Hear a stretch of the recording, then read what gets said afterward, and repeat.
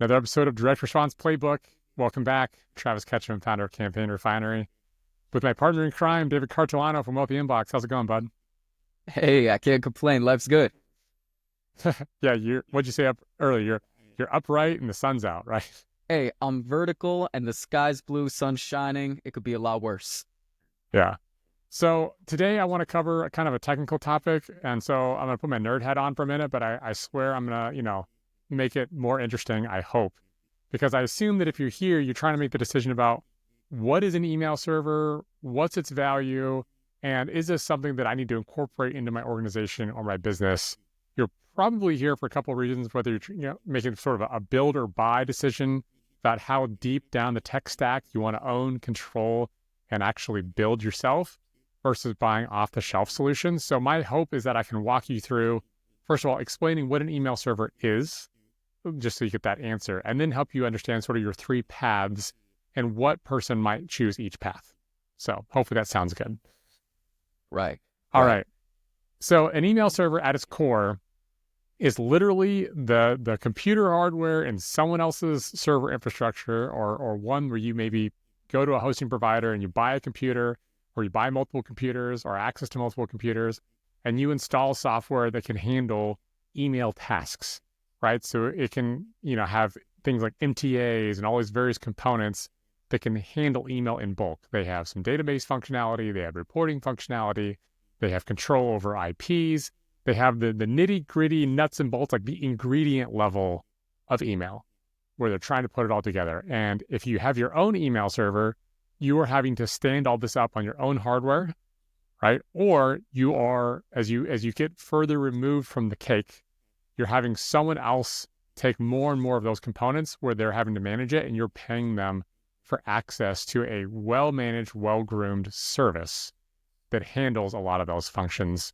We're an email service provider called Campaign Refinery, and so we are sort of like option one, top tier, where you come to us and we handle everything that you need around the email, right? So not only are we handling the email server component, but we're also handling the interface and the suppression list management and the tagging and the automation rules, all the things you build on top of it that then gets sent to an email server with very simple, explicit instructions of, here's an email address that I need this message sent to.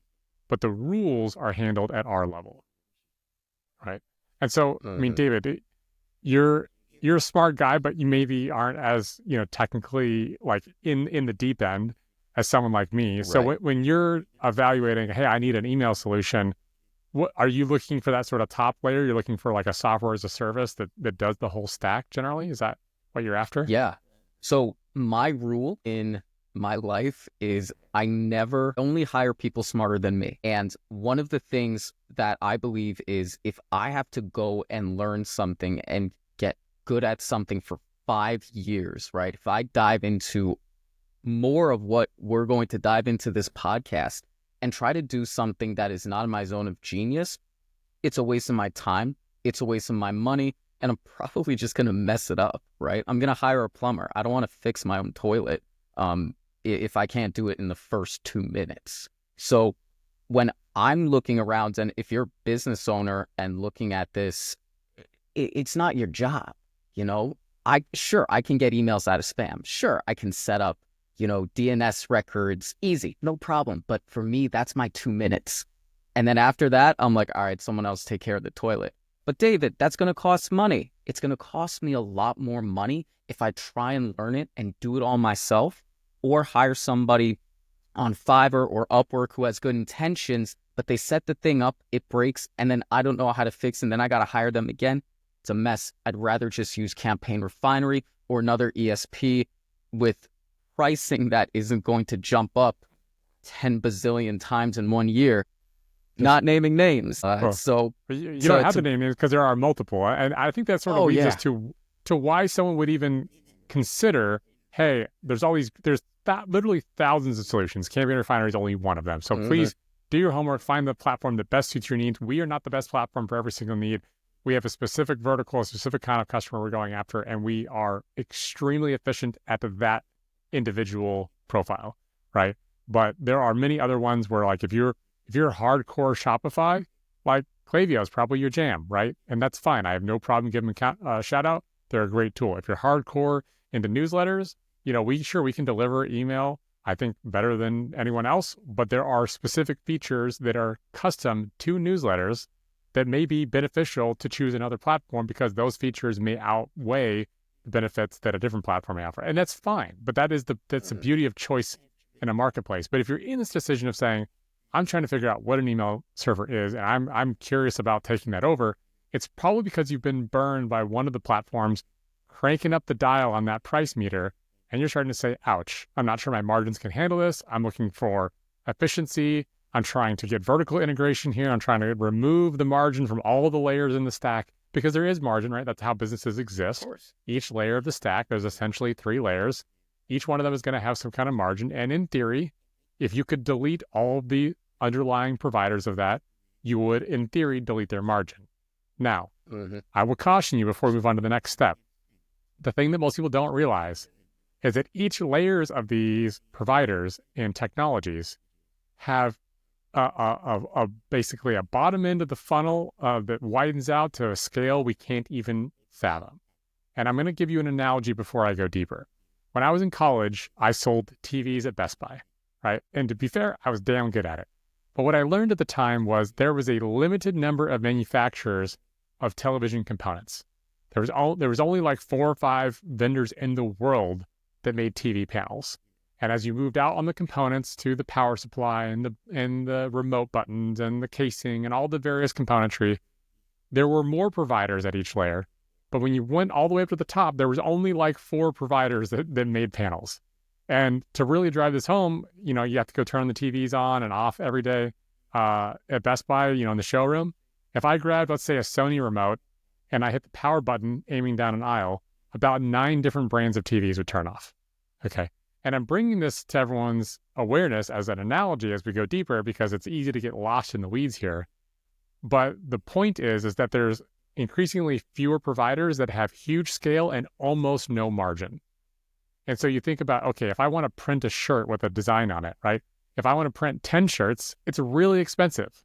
If I want to print 10,000, it's way cheaper. If I want to print 10 million, it's significantly cheaper, but not as much as you think. But you still have to print, 10 million t-shirts. And so a lot of us don't have the demand to satisfy or quantify or support the business case of building the whole thing for increasingly thinner and thinner margins for each layer we go. So that's like my word of caution before we go any deeper.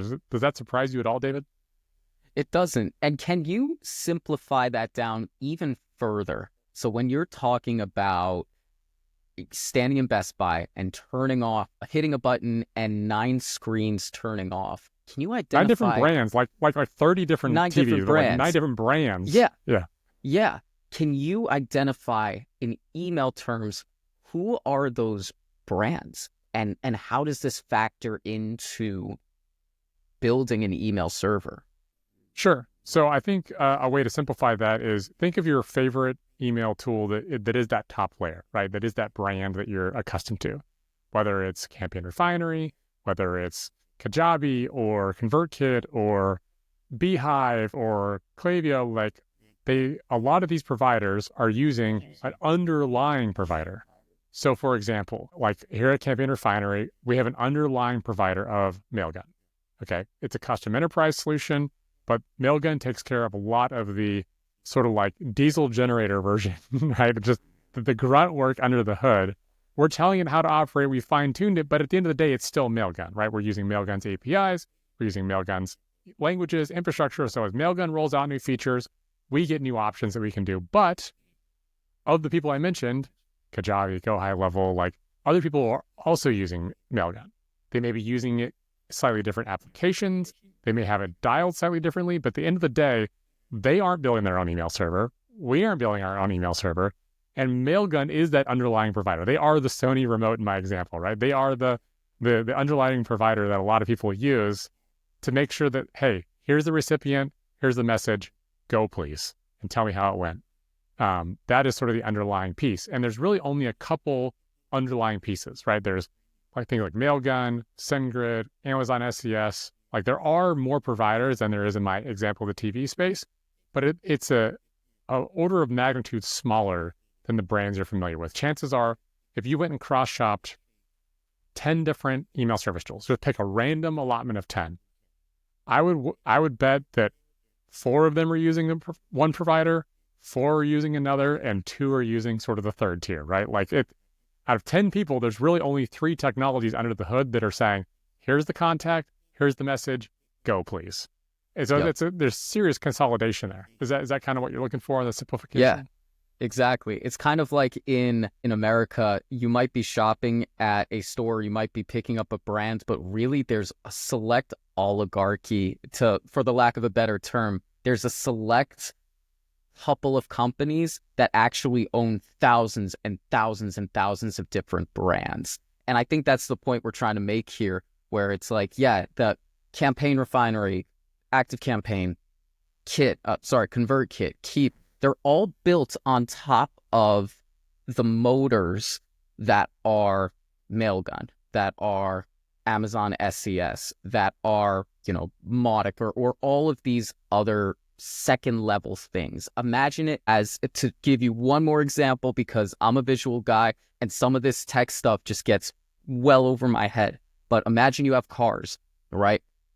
Cars can look all different. They have different paint jobs. They have different models. But at the end of the day, they have an engine. And if we could just imagine a world where there were 3 or 4 specific engines, that's what we're talking about here. So the question is, great, do you want to buy the car?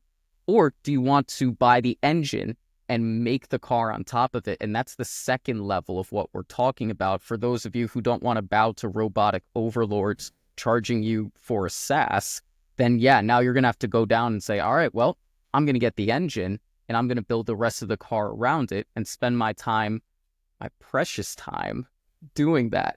So, and hope that it's efficient and reliable and all, I hooked it up right. And, and I know the maintenance the car schedule. don't break. Mm-hmm. Mm-hmm. Yeah. And to be clear, some of these providers are building their own email service, so they're bypassing the Mailgun. Some of them are doing a blended piece where some of the mail is handled by an internal sort of skunkworks thing within the company, but the bulk of it is handled by a Mailgun or a thing, right? So there's of course, like everything, asterisks and daggers to the to the analogy here, but that is the most common scenario. Now, okay, you think, all right, well, I want to get out of the SaaS margin and I want to go down and I want to build the car and I want to drop in an engine.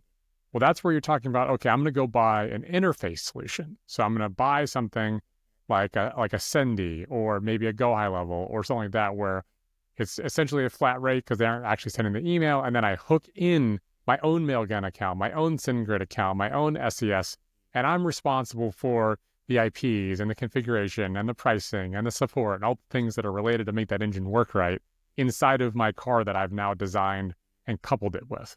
And that can be a pretty successful strategy for the right person, right? And that is a way to cut out some decent margin. But maybe that's not good enough for you. And you say, I want to cut out all the middlemen. That means now you have to go to the supplier for the carburetor and the supplier for the oil filter and the supplier for the O-rings and everything else and work your way down. And as you can imagine, the supplier that gives you the carburetor probably has way less margin than the person who sells you the engine and can shave a little bit of margin off everything, and way less margin than the car manufacturer that can shave margin off of everything, right? So this is the tier and the technology. And you can also imagine the exponential complexity of saying, well, now I got to design an engine from scratch. I'm not even going off of a blueprint per se. I'm designing a V5, like a weird engine that doesn't even sound normal, and because I think that's going to fit my needs. And then it's like, okay, is it going to be reliable? Is it going to perform at the scale you need? Is it going to have the uptime and the analytics and all the other componentry that make that engine reliable? It's going to probably be a far cry from the Toyota engine that's stuck in 40 million vehicles over the last 5 years, right? That's like essentially a bulletproof design. There's a significant difference there. And when you're only buying a couple O-rings instead of 40 million, when you're only buying a couple oil filters instead of 40 million, you're only buying one head gasket instead of 40 million, right? You can understand that the pricing you're going to get on the small scale you're going for may immediately offset any additional margin you're getting, right, or saving. Right. At the end of the day, it's about efficiency, right, and leverage. Like, what are you using your time for? And the only thing I can see to justify to get that bottom, if you're on that bottom level, is if, you know, you're in a Fortune 1000 company and you have the dev team to do so, right? Or this is your thing. You love to do this, and this is your business, and this is what you help other people do, and people do that, and that's cool. If you don't fall into those two categories, I mean, maybe you're third, you're just a computer geek that likes doing this in your free time. Great, all the power to you.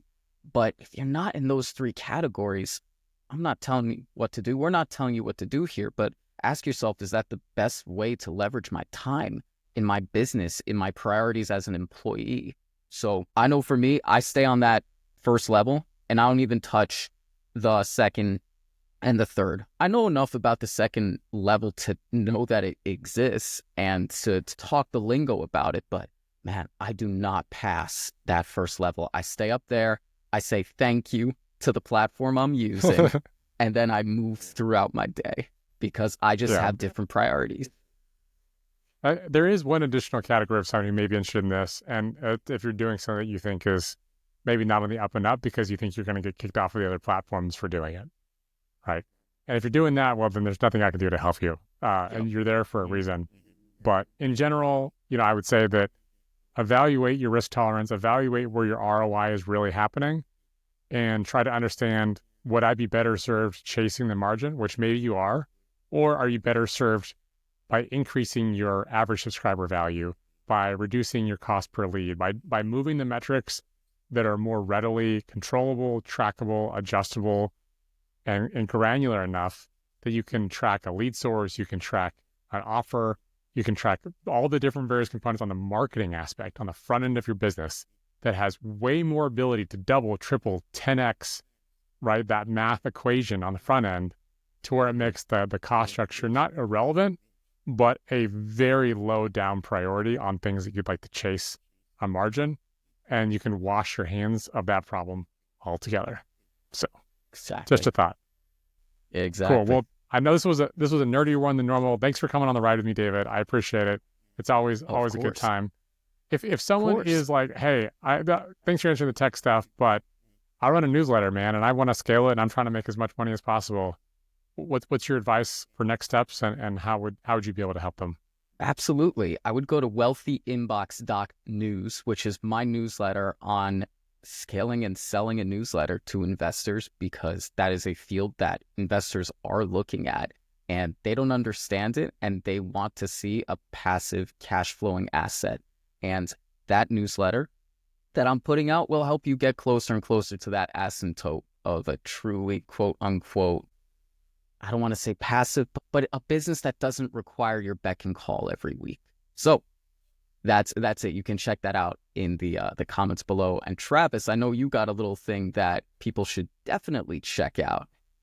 Yeah. So we've been chasing the diminishing returns on the back end so that we can provide an excellent, scalable, finely tuned solution for customers. So if you're looking to buy the top stack for someone who understands email and is optimizing it because deliverability is number one goal, check out campaignrefiner.com. See if we're the fit. I mean, like I said, I've had a call for other platforms, and that's great. There may be different platforms for different people, but we're really confident about what we do, and we love working with the customers that we have. And so check us out, campaignrefiner.com. If you liked what you learned today, give us a thumbs up. If you want to read more about the nerdy details, we got a blog post in the comments, so you can read all about the various components of an email server if you want to try to chase that extra margin. And if you want to learn more about email marketing and digital marketing in general, here at the Direct Response Playbook, make sure you hit that subscribe button, and we'll see you on the next one.